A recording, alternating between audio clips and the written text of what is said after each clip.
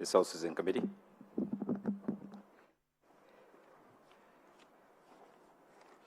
Thank you, Mr. Chairman. I want to thank all the members who have contributed to this debate for the comprehensive contributions that they have made.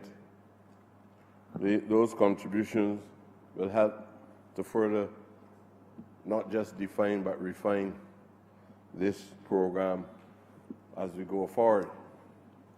I want to thank in particular the honourable member for St. Michael South. And I think that programs of this kind, projects, they touch him probably a lot, as well as some of the other members, because he knows what it is to have the experiences that most of these young men were experiencing prior to the introduction of this project, and still have not fully been able to overcome the challenges of poverty. I want to thank the Honourable Prime Minister for readily accepting that this was an important project, not simply because it was Christmas, as was implied, but because we understand that on an occasion like that as well,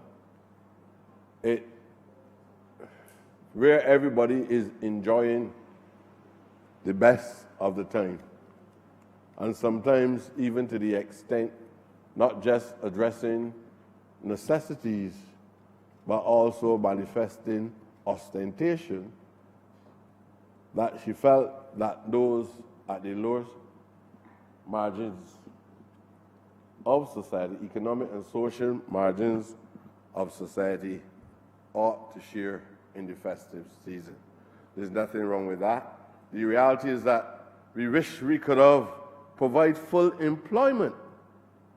But if you measure it exclusively from the perspective of full employment, then you're likely to give people credit for full employment during the days of slavery without pay. So the issue here is not about providing employment for all and sundry. We want to provide employment for mankind when the state or even the private sector was in a position to provide employment for them and let them have reasonable rewards for the services that they are being offered. And I told you the reason why we could not move earlier on this exercise is because all economic indicators were very clear. You are coming out of a situation where some of the most destructive elements that ever entered these halls had raped and plundered the resources of Barbados. And we had finance equivalent to zero. You know, sometimes when you say these things to people, because you say it over and over again, because you want people to understand the realities. No government wants to have a high level of unemployment. No government wants to misrepresent the levels of unemployment in order to gain credit, because at the end of the day, it reflects itself in human behavior otherwise. So if people are not employed,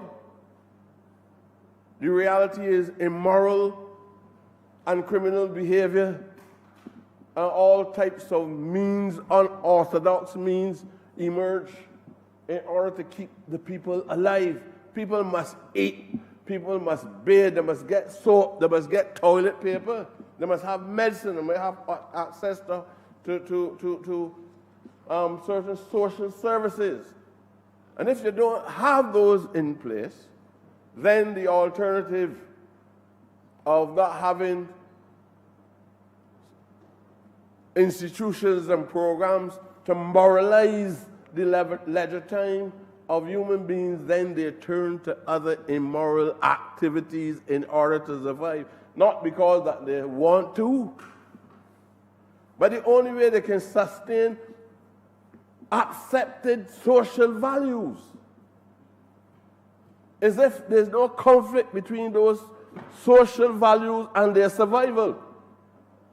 As long as you have a clash between the social values of young men and survival, survival will conquer. And ultimately, some of the greatest felonies likely to occur in the society.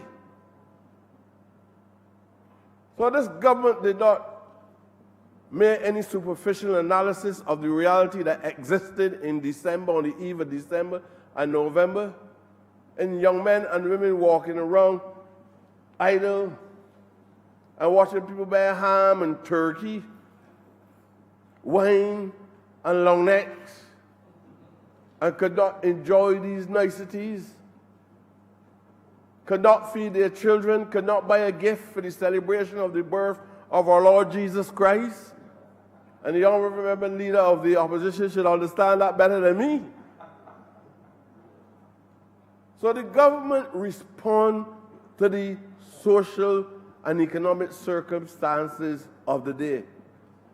And that's why I said that the honorable member for St. Michael South and some of the other members who can empathize with these challenges that you face in a working class community, they will say the things that they said. I am grateful for the comments and for the vision that you have demonstrated. So, in this exercise, it was about people, and it was about people being in a position to have that main medium of exchange that is so credibly exposed by the economists on a practically realistic. They have to have that medium of exchange so they can pay their bills and buy the services and buy the goods that they're required to live. Now, some other member made mention of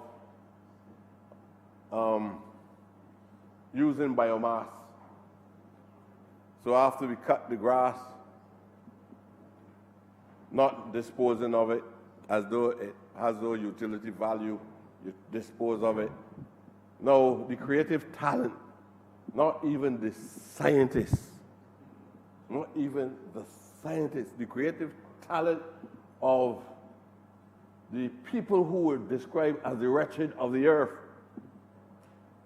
the people who are practical scientists, the practitioners, understand the use of all of these kind of material things that can be put back into a whole recycling process, not through a manufacturer, but there's a recycling process that we can use in order to make the maximum use of all of these things, like what we call grass.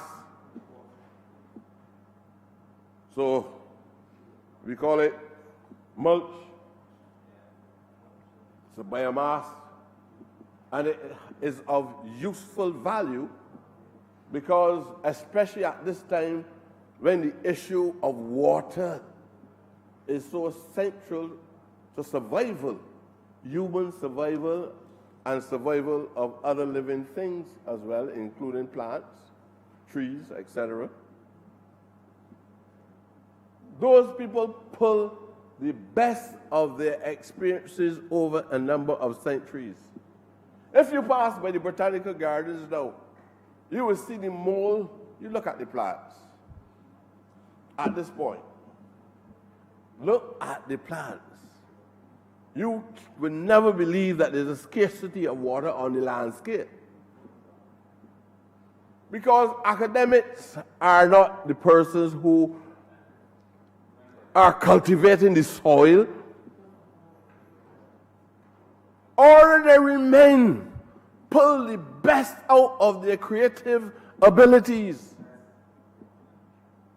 and find new methods in the middle of crisis, because the best that comes out of people, especially black people, is when we're going through hard times.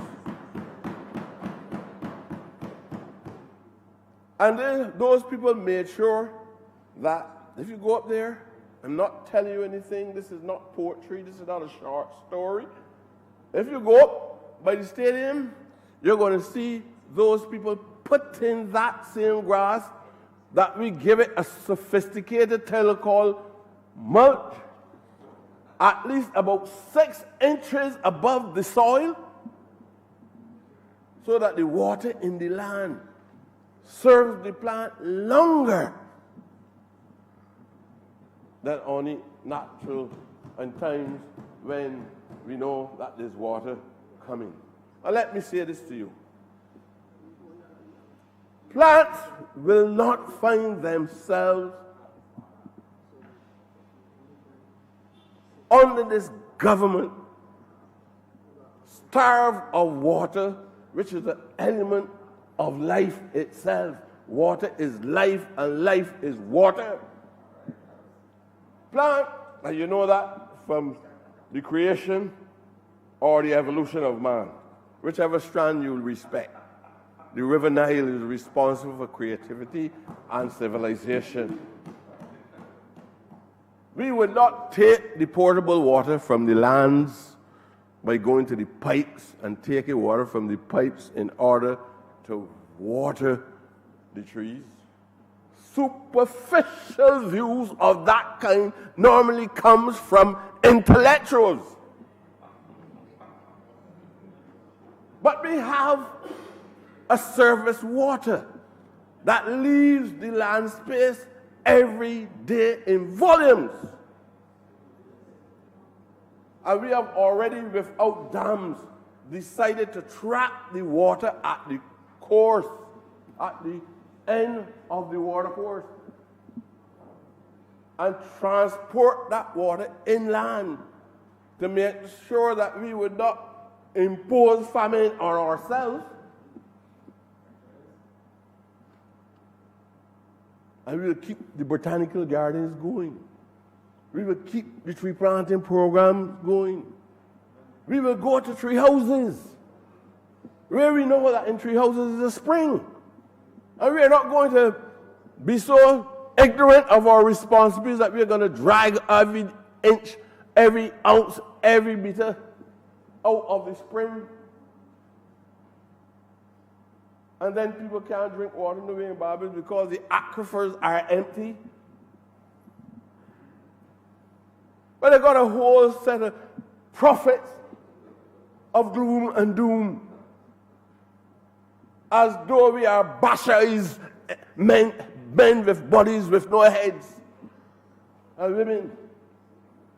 That you elect a government to office, 30 people to office from one party, and believe that the masses are ignorant and the people that they elected are also equally as ignorant in the society. And we got to put up with that every day. And people spreading the message sometimes because it's simple to get these that we have in this country. Sir, I want to assure you that as Minister of the Environment, as Minister for the Beautification Program, I would prefer not to sleep 24, 48, 72 hours than to be comfortable in a state of ignorance. I don't understand. It is my responsibility. I have to answer to the Cabinet of Barbados. I have to answer to the Prime Minister of Barbados.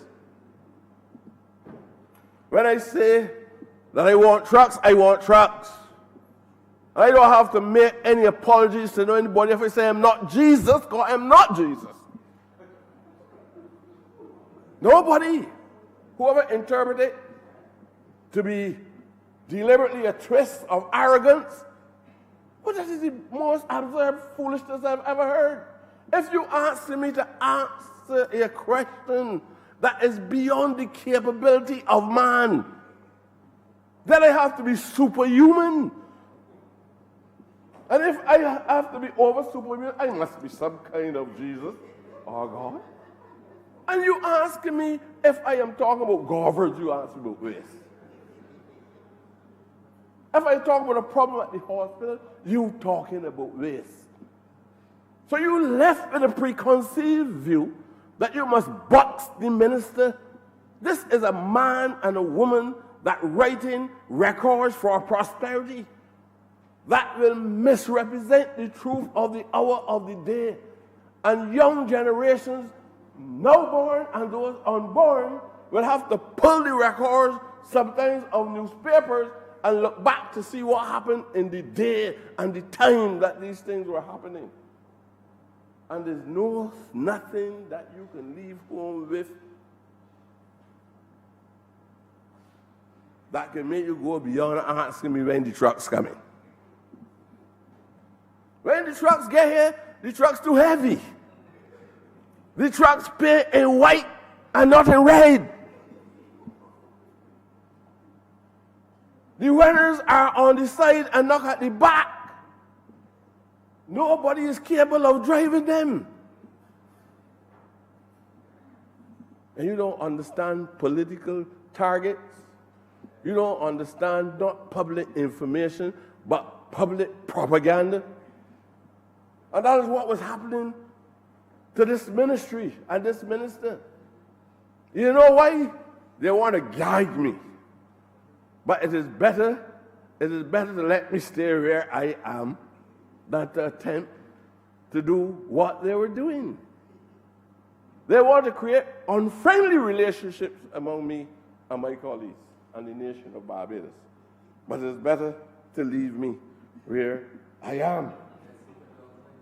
Let sleeping dogs lie. And sir, I want to give the leader of the opposition the unequivocal assurance that at no time this program was designed or executed in any way to be partisan. This was about the young men and women of Barbados and engaging them in wholesome activities and putting dollars in their pocket.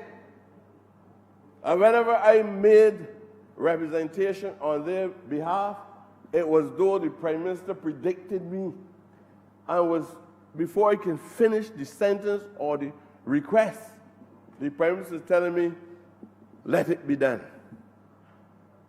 And I want to thank her after the first 6 weeks for seeing the importance of sustaining this program. So nobody will tell me they got up this morning and say saw a rat with a chicken leg where none of it been. And then they say it's because of the incompetence of the Minister of the Environment. She understands this society probably better than most of us. So there was no partisan approach. Nobody agreed to any 12 members who oversee that. It is absolute nonsense. If they did it that way, that's their business. But at no time did we agree on any national policy to exclude any member of parliament in here, or any member of parliament in here had absolute. Now, obviously, if you're disconnected from your community, and I hope you were not, then you would not know the people in your community who like work. I would like to believe the honorable member for St. Michael's West is very much in tune with what his community is demanding of. I see my people on Wednesdays, and I have a long list of all the skills of people. I have a long list of all the expectations of people and everything. If there's a program, as long as you, and you know that you are, as you said, you are my constituent. I have never demonstrated any level of resistance in any way to any request that you have made. And as long as I can accommodate you or anybody, even Don Villenis, I am prepared to accommodate them.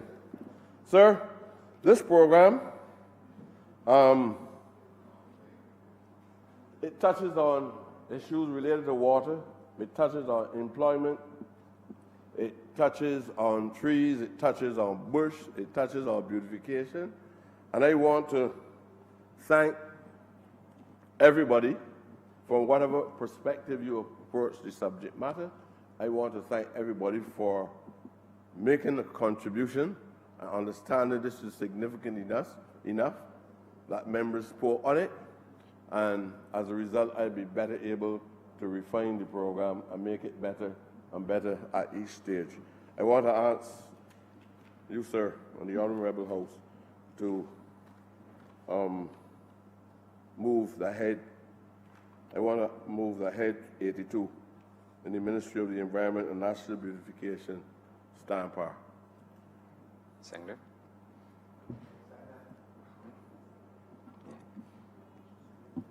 You want to state the amount? State the amount? You want to state the amount or you want to state? All right. The question is that head 82 Starn Park in the amount of $748,800. All honourable members in favour, please say aye. Aye. Those against, please say no. I think the ayes have it.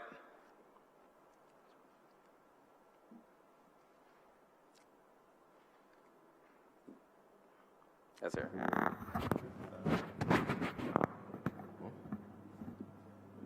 Thank you very much, Mr. Chairman.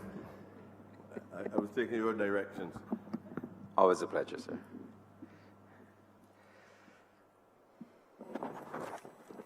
Head 86, sir. Head 86, in the name of the Honourable Minister of Health and Wellness, Ministry of Health and Wellness, in the sum of $1,180,500. The honourable member for the City of Bridgetown. Thank you, Mr. Chairman. This part of the resolution has to do with the seeking the Honourable House through this Standing Finance Committee to make $1,180,500 available to the Ministry of Health and Wellness for the purpose of doing some remedial work at 2 locations in order to give this country the capacity to mandatory quarantine persons in relation to the ongoing novel coronavirus outbreak. And let me say from early that by quarantine, we are not speaking to persons who have the symptoms or who are sick as a result of the virus. The quarantine station is intended for persons who do not present with symptoms, who are not considered to be sick, but who, because of their travel history or their interactions with persons from one of the impacted areas, is considered as a person who is required to be placed under observation in a controlled environment for the period of, at this point in time, up to a maximum of 14 days. And this is all part of the comprehensive and flexible plan that the government of Barbados, at this time through the Ministry of Health and Wellness, has in response to what has to be characterized as a volatile strand of coronavirus, which is impacting mainland China for the most part, but which has now spread to other parts of the globe. And I say it is a comprehensive and a flexible plan because we recognize very, very early that we do not have all of the resources on this little rock to be able, for example, to not to allow or to prevent this virus from being imported into our country. So we have a plan which looks, for the most part, at minimizing the risks through some mitigation measures, and secondly, managing the risk. And that is the strategy that the Ministry of Health and Wellness has adopted, along with all of the other agencies of government that are providing support for us to be able to deal with this particular situation. In terms of mitigating measures, in order to minimize the risks, I will just mention a few of those so that you can see exactly where a quarantine station fits into the overall plan. And I'm saying minimizing the risks, Mr. Chairman, because we acknowledge the fact that we are not in a position to eliminate the risk. And that is obvious because there are several other countries with far greater resources than Barbados who clearly demonstrated that they have not been able to eliminate the risk. So our responsibility as a government and as a Ministry of Health and Wellness is to do everything within our power to minimize the risk and the exposure of the people of this country to the novel coronavirus 2019. So we said from early, and we've been monitoring this situation in the Ministry of Health and Wellness from very early in January. And we started to put some things in place to deal with what we anticipated will be the outcome of this particular virus. We started by ensuring, first of all, that we examine existing protocols that would have been utilized for SARS and Ebola, and which had to be adjusted in order to suit the peculiarities of this particular virus. And we also started to sensitize the public about some basic hygiene measures that they had to utilize or continue to utilize, and we stressed that they did so in terms of washing hands and so forth, some basic things that each and every single person in this country ought to be doing and can be doing to help us to mitigate the risk. Then, after we discovered that the virus was indeed spreading within China itself, within Wuhan city and Hubei province, we then recognized the need to go a step further, and we then started to really engage the other stakeholders within government, other stakeholders at the national, regional, and international levels, from the World Health Organization through to PAHO, through to the Caribbean Public Health Agency, CARPHA. And we've been doing this on an ongoing basis. And we recognize that given the complexity and the gravity of the situation, that it was necessary for us to establish and to stand up a health emergency operations center at the Ministry of Health and Wellness, so that we have a dedicated team of persons that are coming to work Sunday to Saturday, every day, to be able to deal with this matter. So the first thing that we decided that we will do at the ports of entry is to significantly enhance our surveillance regime. And we did so by, first of all, providing more persons to do the surveillance at ports of entry. And in this regard, I would like to thank the Chief of Staff and members of the Barbados Defense Force who are assisting us with their medical personnel at the ports of entry. And we've also been able to acquire some handheld thermal detectors to be able to strengthen our capacity at ports of entry.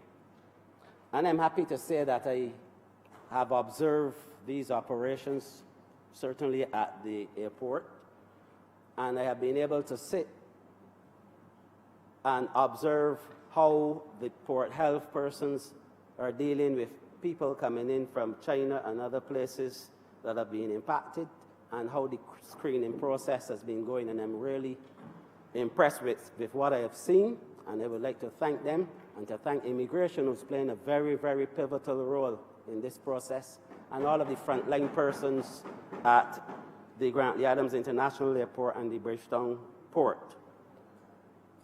We've also been able to do a lot of training with frontline persons at these institutions, and I believe to date we would have been able to cover approximately 1,000 persons who are at the front line, not only the nursing personnel, red caps, immigration, customs, and we've even gone to now to deal with those working who drive the taxis, coach operators, and so on. All those persons who come in, we expect to come into contact, and who do come into contact with visitors at our ports of entry, so that they will understand and feel confident enough to be able to work in a collaborative effort with the Ministry of Health and Wellness to help us to keep this virus from entering our shores. We also had decided as a government that we will adhere to what the World Health Organization stated in their pronouncements on this matter, that countries should not restrict travel and trade.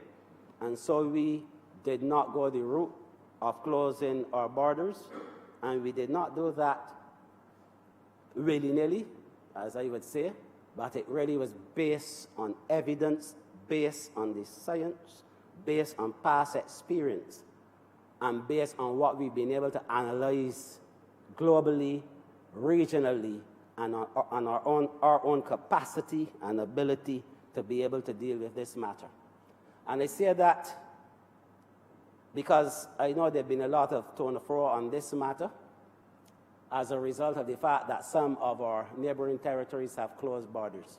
But I was at a video conference recently called by PAHO Washington, and one of the Latin American countries, I would not name the country, the representative indicated that they had closed the border, and that by doing so, they now have a situation where they have a lot of people in the country because people are still coming in and getting in, but they have no control because they don't know where they are. And this is one of the things that the World Health Organization had indicated early. So what we've done is, from the perspective of persons coming in, we did some risk assessments, because if you cannot eliminate, then you have to control, then you have to manage. And so the decision was taken that all persons entering this country, first of all from Wuhan, and that's a city of about 11 million, and then when it started to spread to the province in its entirety, and that's 60 million, Hubei province, we then determined that any persons coming from Hubei province, we would place in quarantine. Other parts of China and other parts of the world where there have been recorded cases, we deal with these cases on a case-by-case basis and based on the travel history and based on the risk analysis and the risk assessment for that particular area. So that if you have, for example, another city in China that may have 25 million, and then there are some provinces with more than 100 million persons, but with 650 recorded cases or confirmed cases, then for us, that is a low-risk person who is coming from one of those areas. And what we determine we will do with such persons is to place them into what we call self-quarantine, and that is mainly quarantine at home under the monitoring of the Ministry of Health and Wellness. And this happens even in the metropolitan countries. United States, it happens in Australia, it happens in the United Kingdom. And that is because as a small country, especially like ours, we do not have the capacity to quarantine large numbers of persons. And remember, I said by quarantine, we are not dealing with sick persons or persons who present with symptoms. So we are asking persons to remain at home. We give them a kit where they can do the temperature checks and report to the polyclinic within the catchment area, report those figures, that is.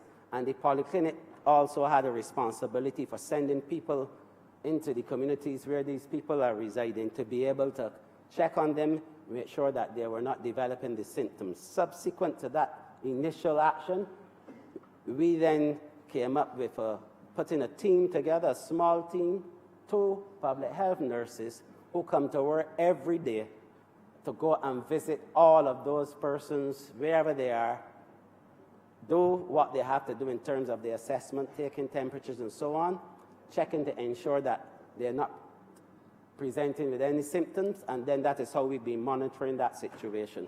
So that over the last few weeks, we would have been monitoring about 46 persons. The numbers are down. Well, my last count was about 19. Some persons have departed our shores. Some others would have completed the 14-day quarantine period. And after a final check, we're considered to be good to go, but we are still monitoring about 19 persons at the moment. So that is one side of it. That is the surveillance. That is the risk the management of the risks at that level. But then we recognized that there was a need to have a quarantine center established that would give us greater control, and especially dealing with people who we consider to be of a slightly higher risk or level of risk. And initially, we started by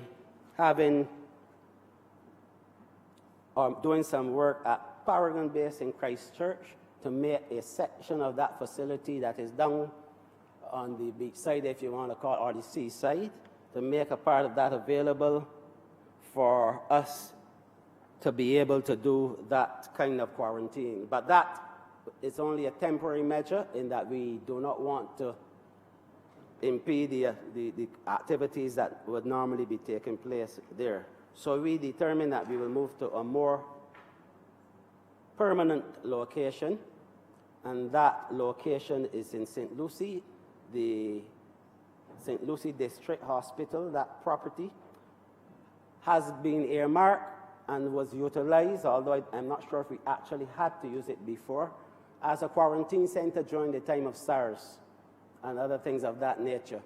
And so the funds that we are seeking to obtain here today really are required to have those facilities retrofitted. It's very, very important because, remember, and I repeat, these are not sick persons. These are not persons who have presented with symptoms. These are persons based on their travel history and the possibility that they might have interacted with other persons. Out of the abundance of caution, we want to bring them in for observation in a controlled environment away from their homes, but in a facility that offers enough comfort that they would not feel as though they're being treated event, and I hope it remains on the quarantine station. Then those persons will be removed from that environment immediately, and those persons will be taken out to the next facility, which is the Infections Control Center of the Queen Elizabeth Hospital, which is located at Enmore. And those persons will be placed into that environment where they can be monitored, looked after in a much better way, and if necessary, then those persons can have tests can be done and sent to the next part of this plan, which is to the Best Dos Santos laboratory, public health laboratory, for testing, because that Best Dos Santos laboratory has the equipment that is required in order to do this test, and it is one of very few in the region. And as I speak, we have a consultant virologist from PAHO who's been sent here to commence training and testing for our personnel at the lab. Started yesterday, and the results have been very successful so far. Things are going very well. And I believe in short order, I'm absolutely certain in my mind that that lab would be ready in coming days to be able to perform testing for the new coronavirus. And that is all part of the plan of action that we have in dealing with this matter. In the event that we have spread, if we have a contact, then we may require more space than is currently available at the Infections Control Center, and we have a contingency, another plan in order to be able to cover for that eventuality, and that is an area of the Queen Elizabeth Hospital which can be isolated in terms of exit and entry from the remainder of the hospital, and that we will be able to use that facility. And the final contingency would be the ability of us to be able, if it is absolutely necessary, to bring the field medical facility into operation in one form or fashion. And obviously, if something happens in this country that overwhelms all of that capacity, then we are in a position to be able to seek assistance from our international partners so that we can manage this particular situation. So I think it was very important for me to explain why we're doing this in terms of commissioning, if you like, a quarantine facility. But there's one or two other things that I would like to say, Mr. Chairman, in regard to this particular debate. We've been fighting this thing from day one. But one of the greatest fights really has to do with fighting misinformation and the level of misinformation that is coming across social media platforms. And mischief in some cases. And during the meeting that I alluded to earlier with the PAHO, which was this hemisphere, you know, this was one of the things that came up from several other countries and asking, how do we deal with this matter? We've been dealing with it in Barbados by trying to be fake news, but by putting out lots of news, lots of information, get that information into the public domain, and I believe that we have certainly been able to improve the volume of good traffic, if you want to put it that way, across the airwaves and across social media, and we will continue to do that, and to do it in a much bigger way going forward so that Barbadians would be able to get a true picture as to what is happening. The other thing that I want to say is that this is my belief that, yes, there's some anxiety, there's some fear, and there's some panic, and I understand that. I really do. I understand that because that is what happens when you are not sufficiently informed about a matter, and then you start to panic when you see all of these various bits of information flying at you. Capacity that this country has and the ability of our people to be able to deal with something like this. And this is, we have a strong public health system, Mr. Chairman. We have persons in this country who've had decades of experience of dealing with matters of this nature. And we have a public health officer who is responsible for infections control in the geriatric system, for example, and I will speak about him as often as I can, because this person has 2 years experience working in Sierra Leone. During the Ebola, he was on the ground zero, 2 years, and he was actually the consultant for the World Health Organization for infectious disease in Sierra Leone for those 2 years. And he brings that level of experience to this situation to help us to be able to equip a facility which we're calling the quarantine facility, and to manage that facility and develop the protocols that are necessary to be able to do what has to be done. We have public health doctors and nurses with decades of experience. And I was so happy at the airport to witness a public health and port health nurse interviewing persons who were coming in, and the level of information that she was able to share and the depth of knowledge coming from that particular individual gave me, even as Minister of Health and Wellness, comfort and assurance that we have people who can do what is required in a situation such as this. And the Ministry of Health and Wellness, in all of its manifestations, we've been meeting, bringing our best people together to deal with this situation. We have some technically qualified and experienced persons that are qualified, certified, and verified. And on top of that, Mr. Chairman, the able leadership of the Permanent Secretary, the Ministry of Health and Wellness, and the Minister who has the full support and backing of a Prime Minister who cares, and a Cabinet and a Parliament, I believe, who really care about this country and who really working with us, including training and sensitization.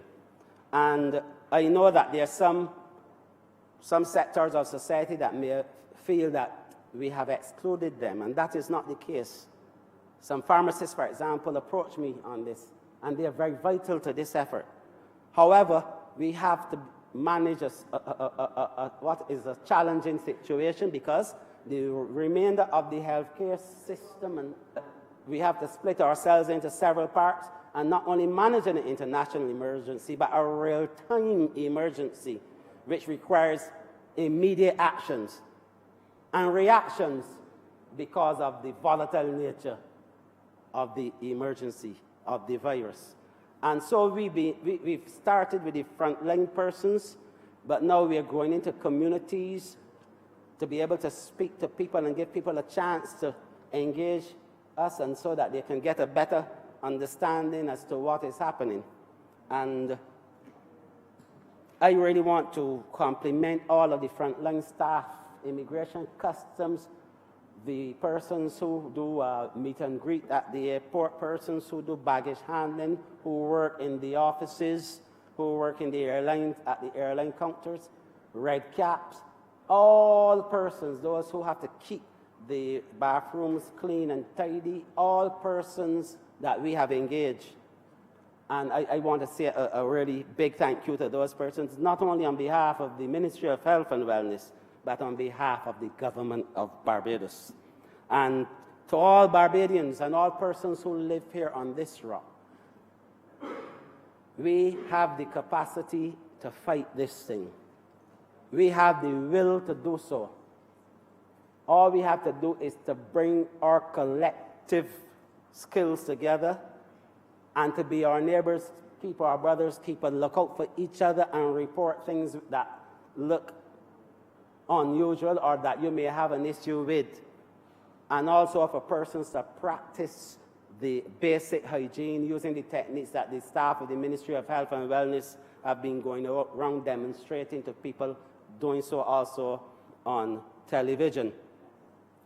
I urge Barbadians not to panic, but to become informed, become sensitized to what is happening. This question, for example, of people with everybody trying to get a mask, and in a lot of cases, the masks are not even the correct masks.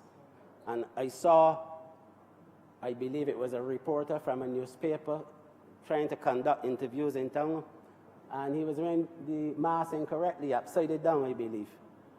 The truth is, and right now, the World Health Organization has indicated that, and I guess we could have anticipated this, that there's a global shortage of masks.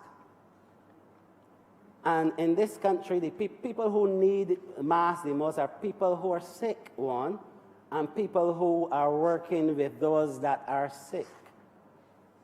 This virus is transmitted by droplets.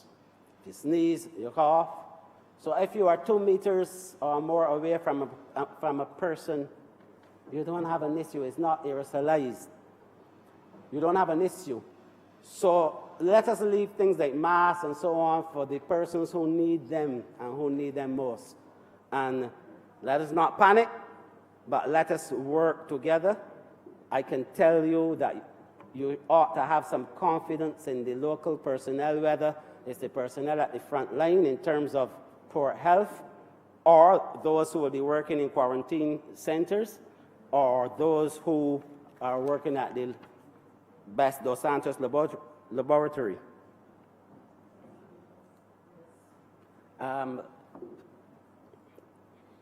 So, Mr. Deputy Chairman, I really would ask this House to grant the sums of money requested for a most vital cause, or most important project, and to reiterate the point that it is not for a facility that will be housing persons who are sick or who present with symptoms, but for those persons who, out of the abundance of caution and who, in an effort and a greater effort to protect the public good, and in this matter, public health, that we want to be able to house such persons in a controlled environment where we can properly and more effectively and efficiently monitor them and assist them in being able to reintegrate with.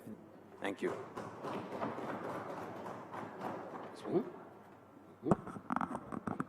86. And I now move, Mr. Chair, that head 86, stand part. Thank you. Second. Yes. The Honourable Member for Sir Michael West.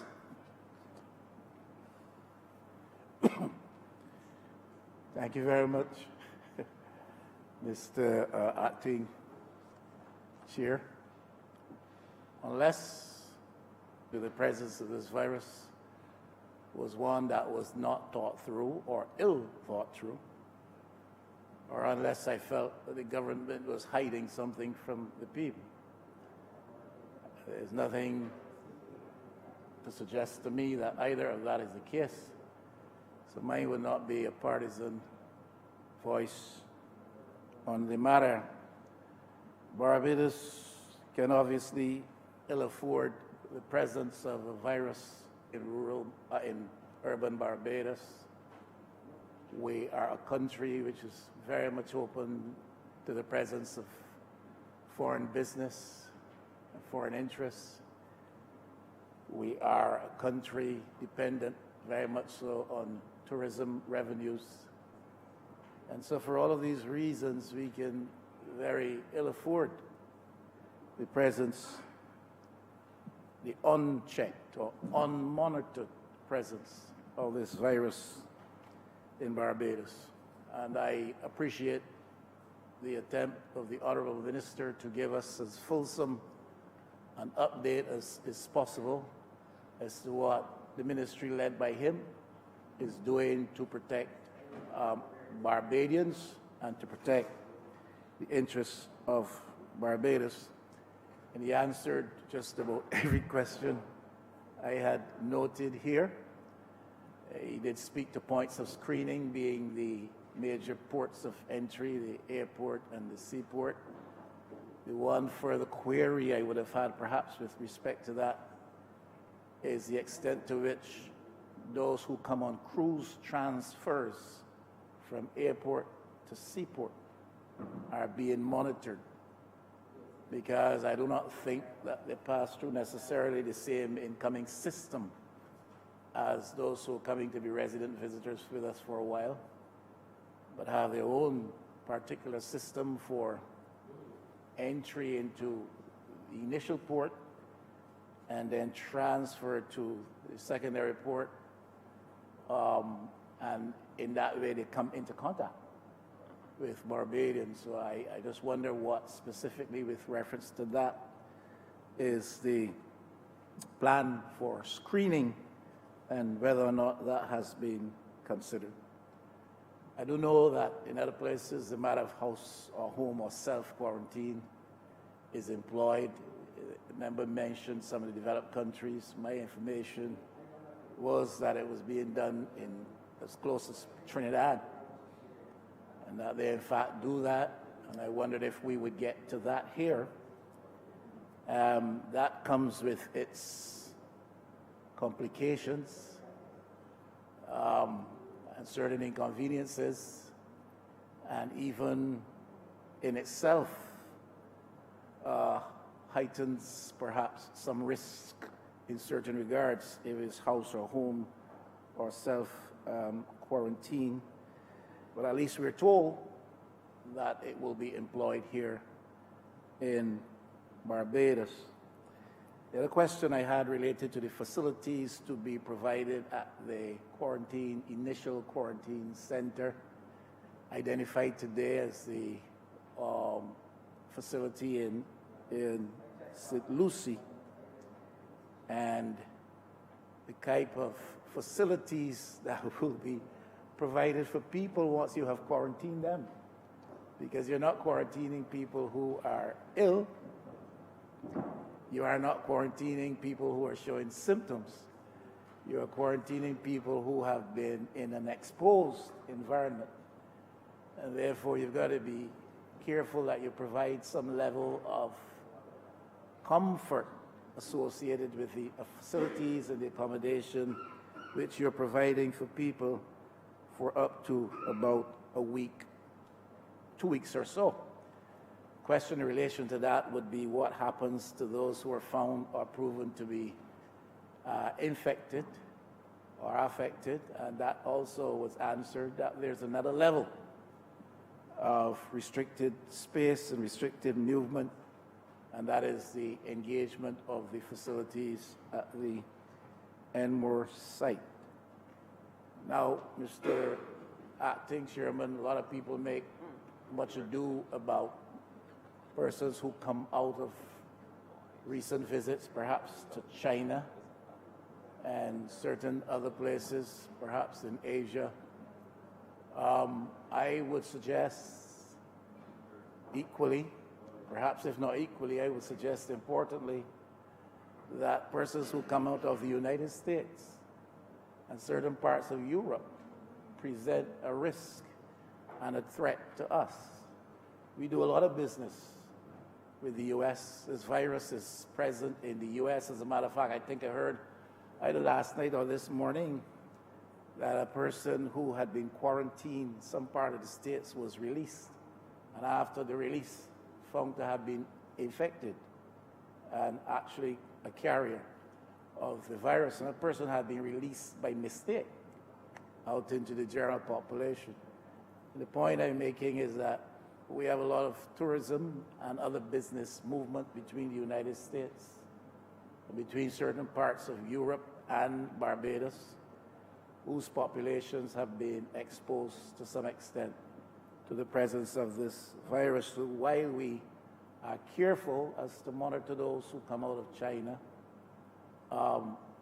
we can't close our eyes to the fact that there are threats which could possibly come through traditional contact places such as the United States or the Europe. Not only do people come to us from those parts, but we go often to those parts in pursuit of business, in pursuit of markets for purchase to help with our various types of trade here in Barbados. And therefore, that is something we have to be very careful about. Apart from the facilities to be offered, I do not know what is the level of equipment that we have for testing and monitoring people. I know that there are these handheld temperature monitors, which I presume will be part of the equipment initially used in Barbados. But I was privileged to be able to see other fairly simple yet sophisticated forms of equipment used, which scan people, monitor people more discreetly and just as efficiently and effectively. And I've seen pieces of equipment in the form of something seeming like a video camera and a monitor, and Mr. Speaker, you pass within 15, 20 meters of that, it registers your temperature. You don't even know that you're being registered, monitored, and it measures accurately. Do not know the cost. Pardon? It measures accurately, Mr. Deputy and Acting Chairman, I would strongly like to suggest. and the honorable doctor out of Christchurch West can put it to the test. But from my knowledge and experience, it measures accurately, and it will say, and it will show the same readings. It will show the same readings as the handheld piece of equipment which is pointed at your forehead or your temple area. I do not know the cost of such equipment, but to the extent that the government might be satisfied that this equipment is efficient and accurate and useful, and to the extent that it can be afforded, I would suggest it's the kind of thing that we need to invest in, not only for this present virus, but perhaps for others which inevitably will come along the way as long as life persists. I was going to ask about the availability of masks for Barbadians, but the minister has dismissed that outright as being totally, well, let me not put it that way, as not being as useful as some might think or as necessary as some might think. But I do still believe that in the event that unfortunately that virus is detected to be present here, I somehow still feel, Mr. Acting Speaker, that the population will feel a greater sense of security if such things are available. And I know there's a shortage in the world market, but if at all they can be found, I think in a population such as ours, we should avail ourselves of that. The last thing I'd like to raise is the lot or the well-being of Bajans who we know to be in China, a few of whom are in fact in the Wuhan city, and the Honorable Minister of Health may not be able to address that. Do not know if the Honorable Member St. James South out of the Foreign Affairs Ministry might be able to address that, or who can. But certainly we are aware that there are a few Barbadians who are locked in the epicenter of this thing, and it may be that it is nigh impossible to get them out. I do not know. But if you can't reach a situation where they are brought out, how is their lot being addressed? And what is being done for them? One would hate to think that they feel a sense of abandonment, a sense of being left on their own, and their lives exposed to chance. And I do not know from this distance what can be done or what is being done. I'm simply asking. I have had, I think, two instances, one instance for sure, of a parent who approached me on the matter to see if there was some influence I could bring to bear upon the Foreign Ministry with respect to a child in Wuhan province. And I've seen what has been publicly reported out of China by our representative office there. But beyond that, I do not know what information is being given to those parents, what kind of contact is being afforded them, that they can have consultations with people who may be able to address their concerns and their fears in relation to their relatives, especially children, in China, and particularly so in Wuhan at this time. Obviously, Mr. Acting Chair, I support the vote for this money to help in this particular situation. We all pray that we don't face the frightening circumstance of the presence of that virus being detected in Barbados at any time. Thanks.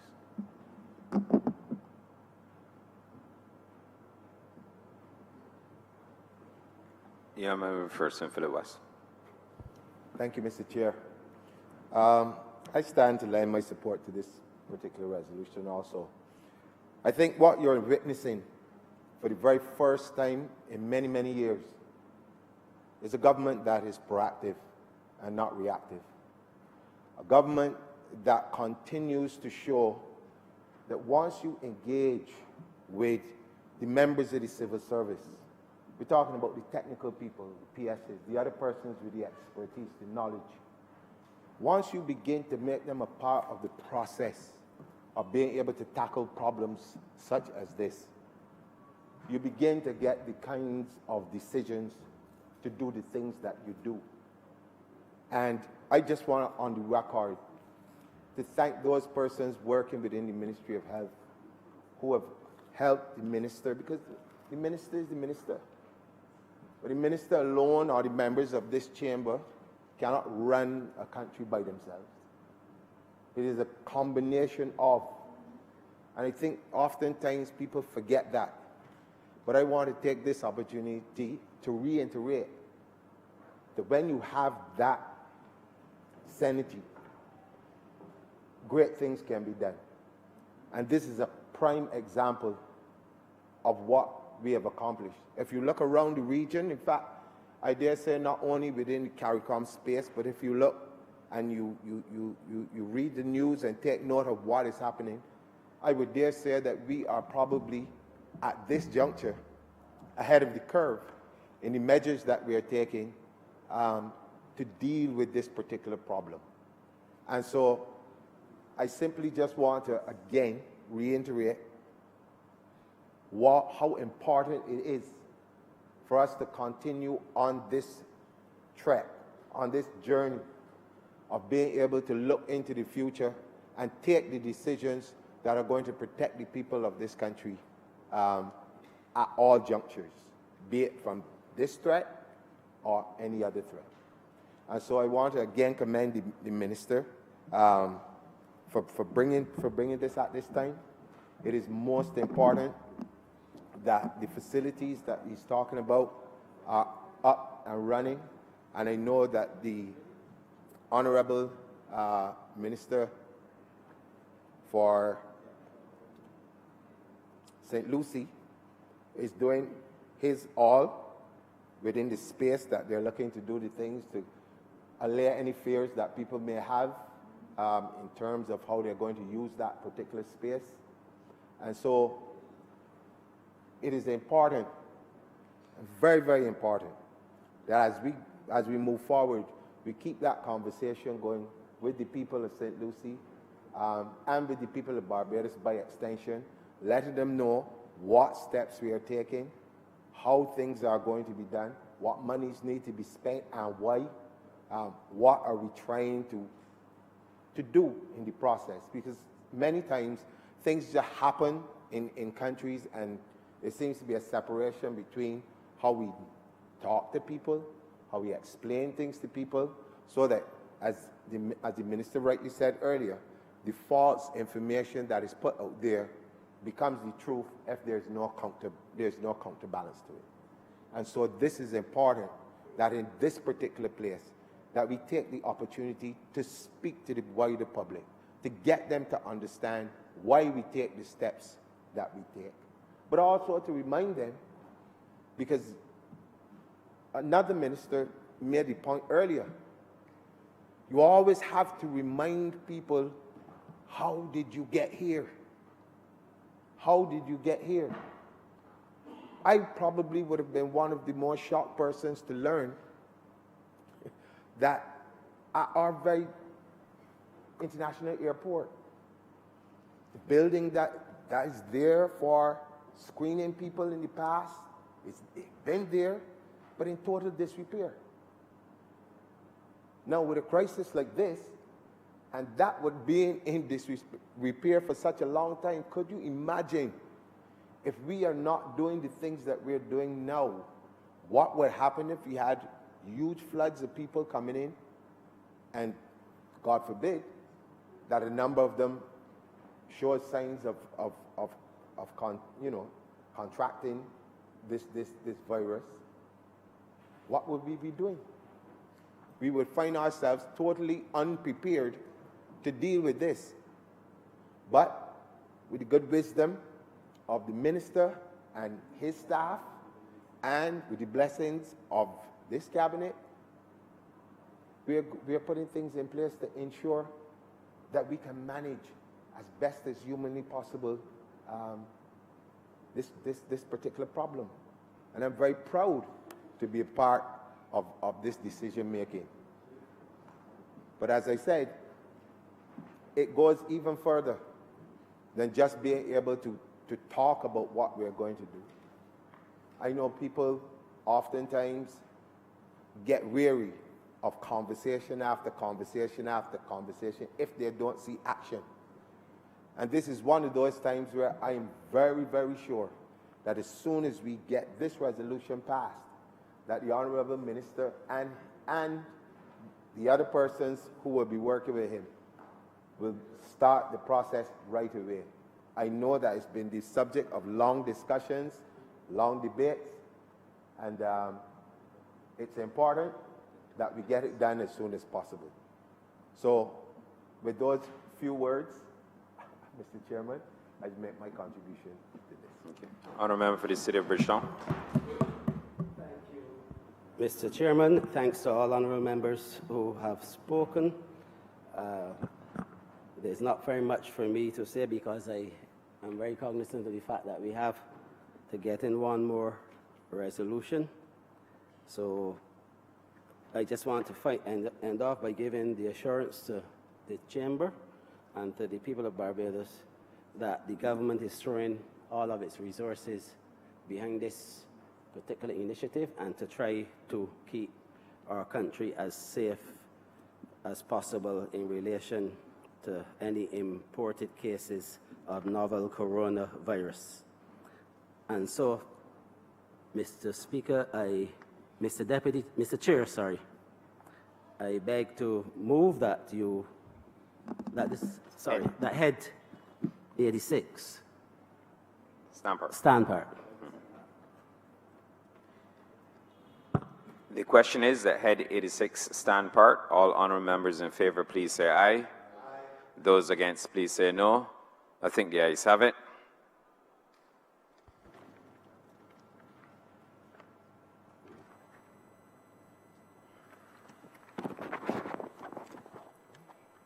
Head 90, Ministry of Creatives, Economy, Culture and Sports, in the sum of $1,636,444. Your Honourable Member for Philip West. Thank you, Mr. Chair. The sum being requested is to reimburse the National Sports Council in respect of payments of severance, other remunerations, benefits, and employers' national insurance contributions to the former staff members of the Gymnasium Limited. Now, you may ask, Mr. Chairman, how did we get here? I'll go back, and I'm going to keep this very brief in the interest of time, but I have to go back to come forward. In 1992, the then government opened the Sir Garfield Sobers Complex. This is an indoor facility with a seating capacity of about 5,000 people. Now, the thought back then was to use this facility as part of their sports tourism drive, and also to give our local athletes, the ones who play games such as basketball, volleyball, indoor things, an opportunity to express themselves in a facility that would be better suited to their improvement. For me, as you know, if you look around the island, a lot of the facilities for sports are outdoor facilities, which, if you have bad weather, there's no practicing, there's no competition, there's no nothing. Anyway, in 1999, that entity was incorporated into the Gymnasium Limited. It then had a board of directors, and it was a company. On taking office last year, we realized that a number of things were causing us problems. Major problem had just left, but there were other things left behind that were causing problems. One of those problems was enormous wage bills, duplication of jobs and stuff like that. And the Prime Minister has always been talking about making things fit for purpose. And so one of the things that we looked at, and by a cabinet decision, we decided that the Gymnasium Limited and the National Sports Council should merge. And in so doing, there had to be a dissolution of the company, the Gymnasium Limited. Unfortunately, while we were doing that particular exercise, and I go back again to the way how people view things, one of the things that was stark clear, but, but disturbing for us, is that there were no allocations at all for the paying of the very NAS contributions, employers' NAS contributions, the severance, and the other things. And so the National Sports Council, along with the ministry itself, had to make a decision in the best interest of those persons who were going to be terminated. Because under the law, we had to terminate all of the persons under Gymnasium Limited before we could rehire them back into the National Sports Council. Now, as the minister responsible for all of this going on, I probably would not have been able to sleep very well at nights if a situation arose where people would be going home without the monies that are due to them. Because too many times in the past, under another administration, we have seen that particular story play itself out over and over and over. And you can't, in all good conscience, if you care about people, expect people to go home in times such as difficult as the ones that we face now, under the circumstances, without being able to have what is due to them to at least get them through the transition. And so the monies, the sum of $1,636,444 was used to pay those persons who were being terminated. Today we are asking for approval to have this money reimbursed to the National Sports Council. We have undertaken a number of initiatives, and if people have been following the news, you've seen a lot of the things coming out in the newspapers in terms of, for instance, only on Sunday I was at the National Stadium where they just did some repairs to the track. We get it all ready for today where the schools can get back to having their sports there. We had to close it down for a little while. You would have seen prior to that the removal of the roofing, which was a hazard to people on the same National Stadium. And you know, at first it was a big furore about people being in the sun and all this stuff, and now it's become like second nature. People are there and enjoying themselves in what they call bleachers, so to speak. But this is a normal thing across the world where stadiums are built like that. And people are beginning to understand what we're doing. If you look at a lot of the pavilions that have been left in disrepair for a number of years, we've started to refurbish and fix a lot of those. And there's still a lot more work to be done. A number of schools have had some upgrades also in their sporting facilities, compliments to the National Sports Council. And so this money really is to go back into our kitty, so to speak, so that we can continue that work.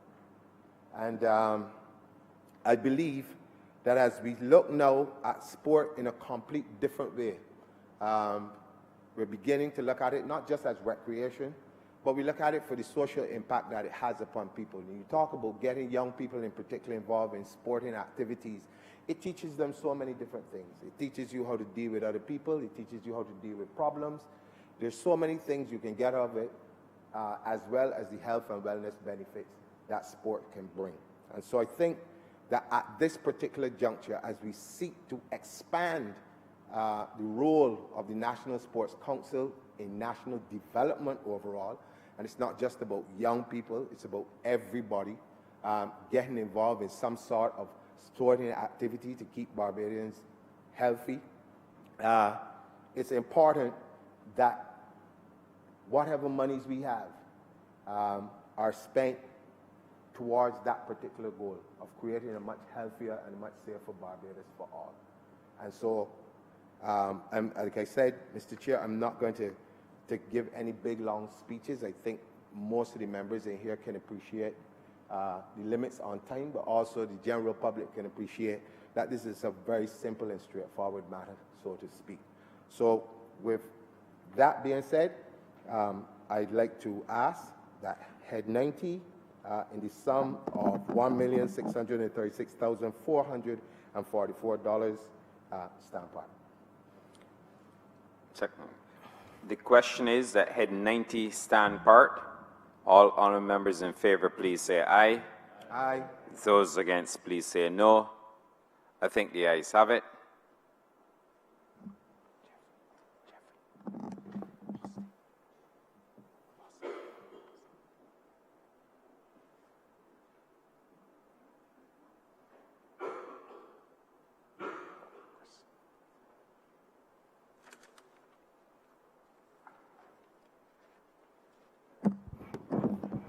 Chairman of The honourable member for Committees, St Andrew. I beg to move that you report the passing of one resolution, one money resolution. The question is that I do now report to His Honour, the Deputy Speaker, the passing of one money resolution in the Standing Finance Committee. All honourable members in favour, please say aye. Those against, please say no. I think the ayes have it.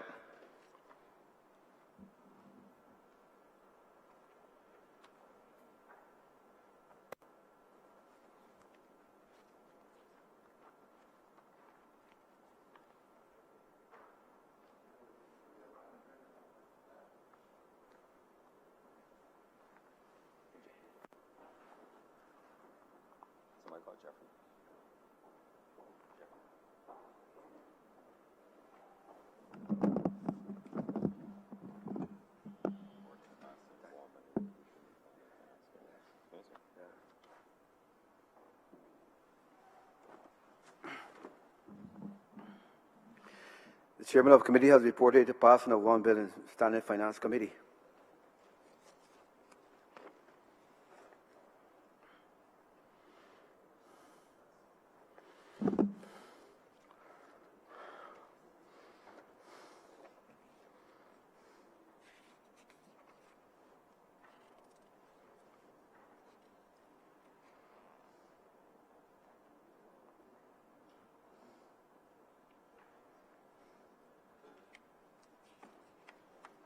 Mr. Deputy Speaker, I beg to move that this resolution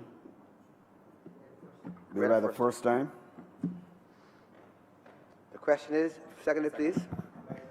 The question is that this resolution be read the first time. All members in favour say aye.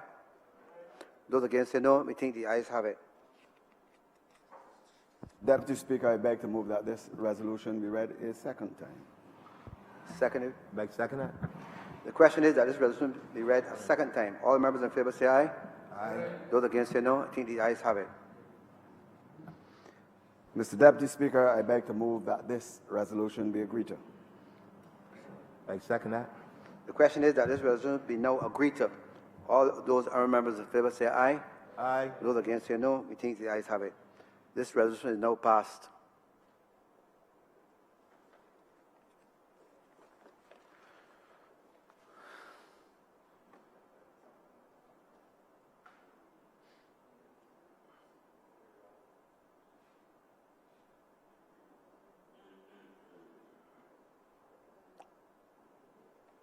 Nigel, adjourn the House.